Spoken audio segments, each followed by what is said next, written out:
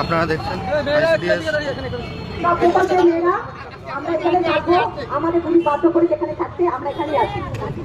হঠাৎ রাস্তায় বসে করতে হলো জানি আমরা তো বুঝতে পারছি হঠাৎ বসে করতে হবে। আজকে আমরা 8 তারিখে শ্রমজীবী মহিলা 8 তারিখ আন্তর্জাতিক নারী দিবস ছিল। 8 তারিখে আমরা ঠিক করেছিলাম 12 তারিখে মিছিল করবো।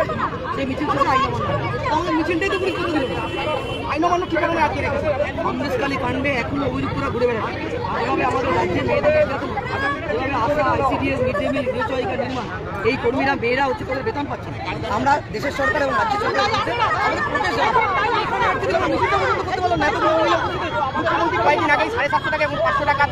আমাদের আন্দোলনে বাড়িয়েছে। মুখ্যমন্ত্রী দয়া করে দেয়নি, বাবার ঘর থেকে টাকা দেয়নি।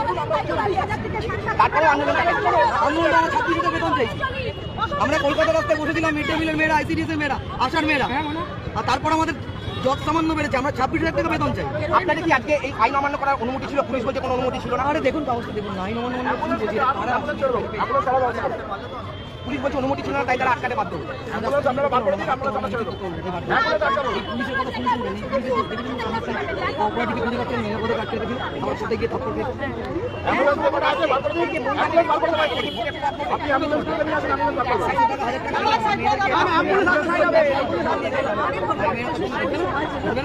মেয়েদের মহিলা অসুবিধা হয়েছে দাঁড়িয়ে এবং এইটা ক্রিয়েট করেছে পুলিশ। টোটো ভাইরা অটো ভাইরা যাবে কোথায়? মানুষ গরিব টোটো চালাচ্ছে তো বাধ্য হয়ে, শিল্প নেই বলে। আর অটো আর মুখ খুলিয়েন না। এই শাসক দল, এই সোমনাথ সাহেব এখন কি তৃণমূলের নেতা, এই নেতৃত্বে দেয়নি অটো নামিয়েছে। টোটোদের থেকে টাকা নিচ্ছে, অটোদের থেকে টাকা নিচ্ছে। তো ওদের দৌড়াতে বলে লাভ আছে? ওরা গরিব মানুষ গাড়ি চালাচ্ছে, ওদের থেকে টাকা নিচ্ছে, ওদের চুষে নিচ্ছে। ওরা কি করবে?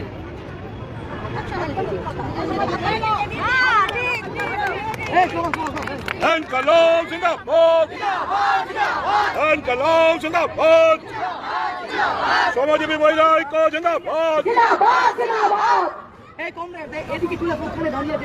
আচ্ছা আমি একটা কথা বলি মায়েদেরকে, বোনেদেরকে, ওই ভাই রোদ্দুরকে উপেক্ষা করে কলকাতার পিচ গলা রাস্তায় মিড ডে মিল, আইসিডিএস এর মেয়েরা রাস্তায় বসেছিলেন, তখন এই অসভ্য মুখ্যমন্ত্রী বাধ্য হয়েছে আমাদের ভাতা বাড়াতে। আমাদের রোল আমাদের আটকাতে পারবে না। ওইখানে কেন দাঁড়িয়ে আছেন? ব্যারিকেডটা ভাঙতে হবে তো। এগিয়ে আসেন, এগিয়ে আসেন তবে অ্যাম্বুলেন্স আর পথচারী ভাই বোনদের কাছে বলছি, আটকানোর কোনো উদ্দেশ্য রাস্তা আমাদের নেই। আমরা এখানে অবস্থান করছি। এই পুলিশ, পশ্চিমবাংলার পুলিশ শাহজাহানকে খুঁজে পায় না, নিরাপদকে জেলে পড়ে। এখানে নিরীহ মেয়েরা লাল ঝান্ডা নিয়ে, কারোর কাছে অস্ত্র নেই, লাঠি নেই, মিছিল করে রাস্তা আটকে। ওই আটটু যাবে তো মিছিল। ইনকলাব জিন্দাবাদ, ইনকলাব জিন্দাবাদ, সিআইটিউ জিন্দাবাদ, ইনকলাব জিন্দাবাদ।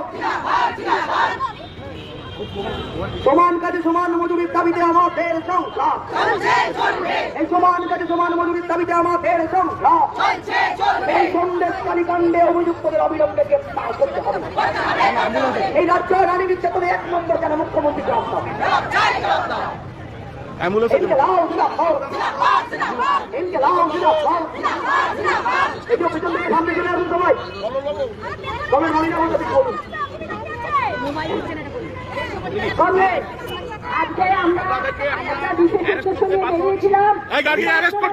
দিদির সঙ্গে কথা বলতে বলো না, এখন অ্যারেস্ট হবে না, অ্যারেস্ট হবে না এখন।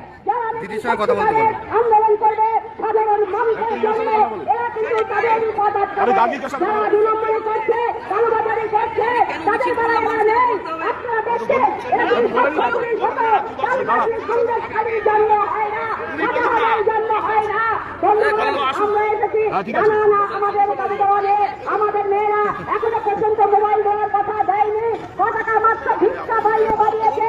26,000 টাকা আমাদের দাবি। যেখানে কারণ আছে সামনে ইলেকশন, সেই ইলেকশনের জন্য এই মেয়েদেরকে বাদ দিয়ে ভিক্ষা দিয়েছে এই মুখ্যমন্ত্রী। আমরা সেন্স নেই। চাই না, আমরা মানব না। আমাদের সংগঠন চলছে, সংগ্রাম চলছে। আজকের সন্দেশ আমাদের মেয়েদের শুরু হয়েছে।